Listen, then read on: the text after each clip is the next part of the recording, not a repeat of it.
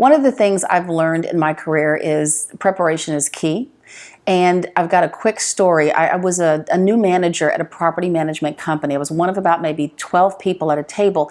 They'd all been there for years, and I'm the new kid, and I'm also new in the industry, so to speak.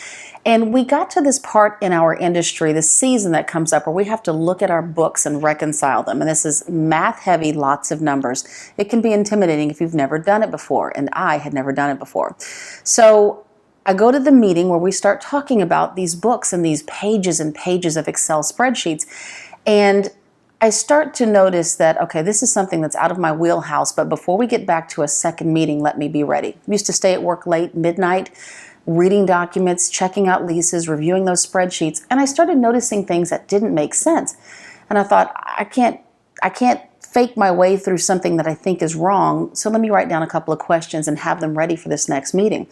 And I get to the next meeting and I ask a question, and my colleagues are saying, yeah, that's a good question. So some of the pressure I'd put on myself to not ask a question and look stupid kind of started to alleviate itself a little bit. So we move on with the meeting and I have yet another question. So my boss looks at me and says, well, actually, we never noticed that. You're right. That's a good question. And so the next thing I know is my colleagues are looking at me and they're noticing that I've got this list of about 13 questions on paper. And so maybe about 3-4 questions in, someone says, well, Mish has a whole list of questions. Why don't we just kind of finish the meeting by going down the rest of her questions?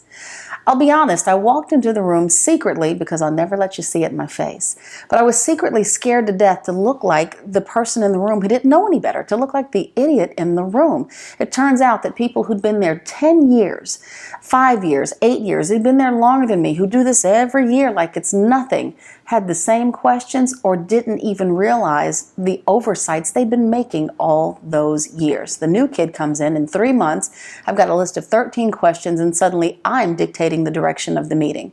So that just goes to show, don't ever be afraid to ask a question, and definitely be prepared when you walked in. If those people didn't know anything about me, what they knew for sure was I had reviewed those documents, reviewed those figures, checked out those leases, and I was prepared for that meeting.